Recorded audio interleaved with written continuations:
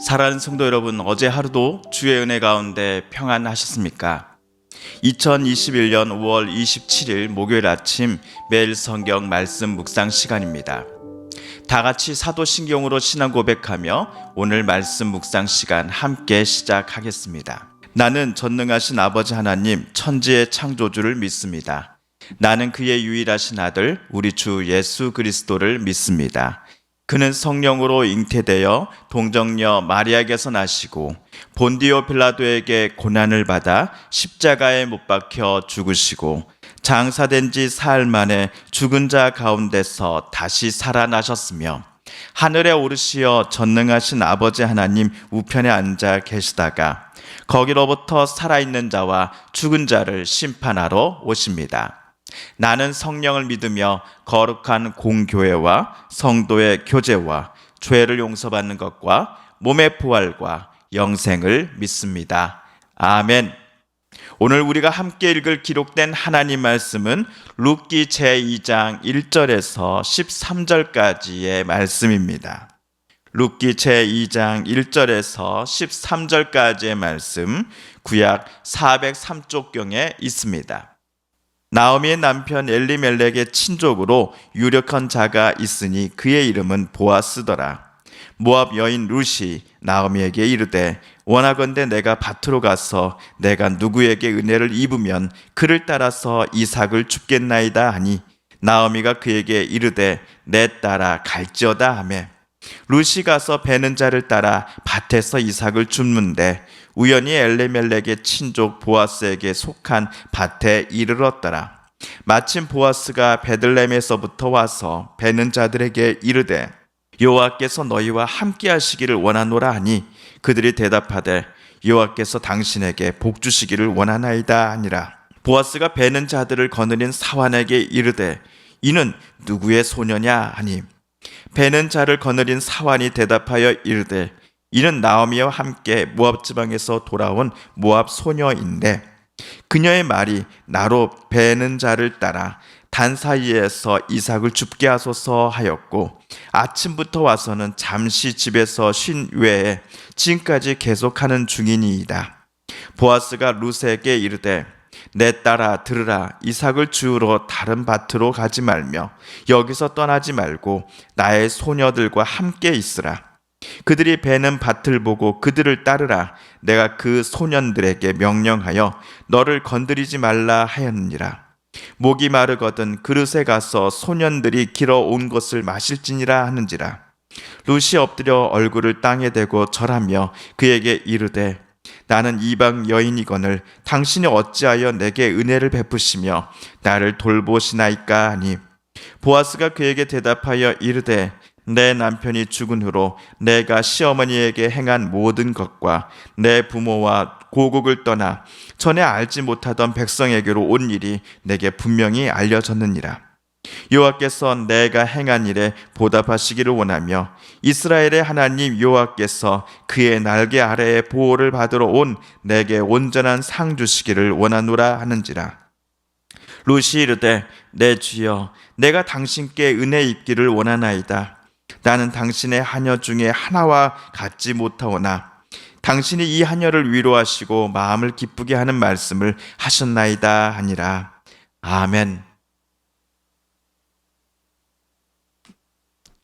어제 모압 여인 룻과 그녀의 시어머니 나오미는 모압 땅을 떠나 베들레헴에 도착하였습니다. 모압 땅에 갔다가 모든 것을 잃고 되돌아온 나를 더 이상 기쁨, 희락이라는 의미의 나오미로 부르지 마시고 슬픔, 괴로움이란 의미의 마라로 이제는 불러주십시오라고 마을 사람들에게 나오미는 요청하였지요.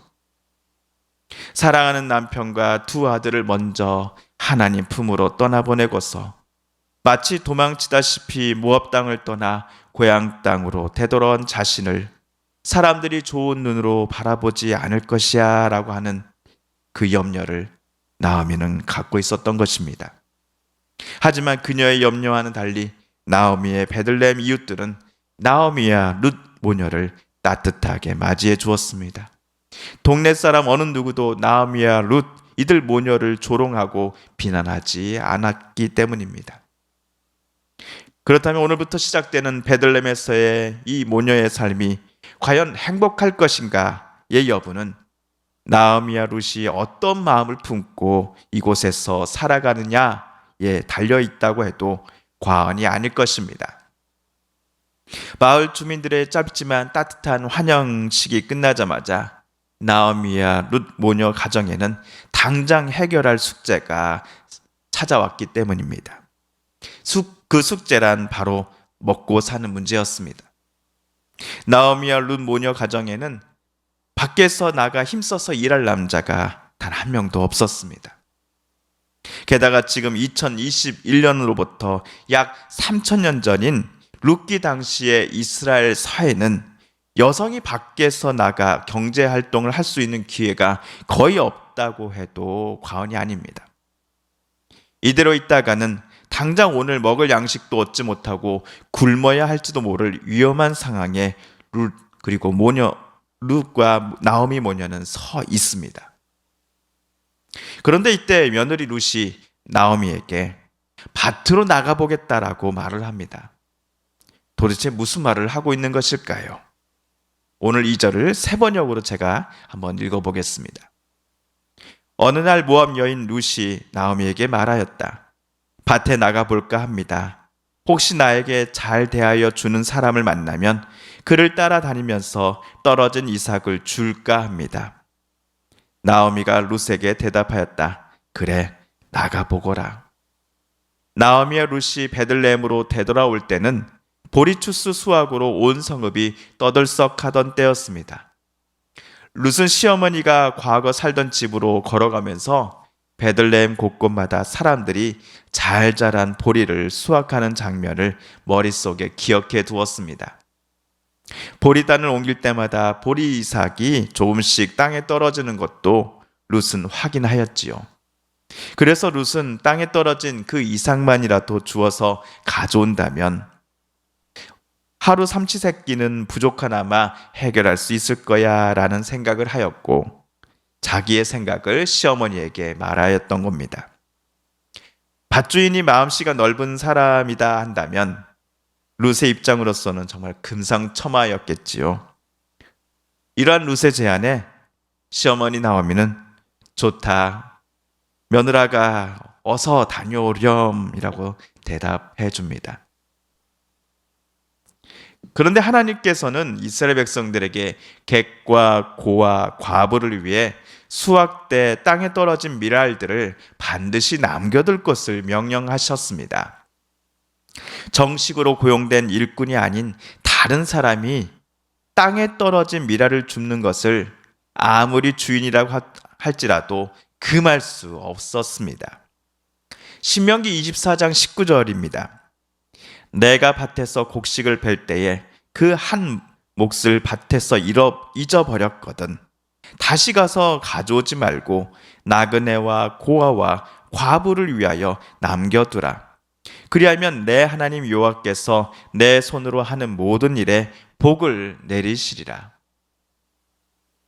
룻 당시 이스라엘 사회의 사람들은 나그네와 고아와 과부를 위하여 떨어진 밀알들을 일부러 남겨두는 일들을 통해 자신이 하나님께로부터 복을 받을 것이다 라는 기대를 갖고 있었던 것 같습니다. 이러한 사실들을 모압 여인인 룻은 아직은 모르고 있었던 것이죠. 아무튼 룻은 어머니께 인사를 드리고 아침 일찍 누군가의 밭에서 이삭을 줍는 일을 시작하였습니다. 그 밭은 바로 보아스의 것이었습니다.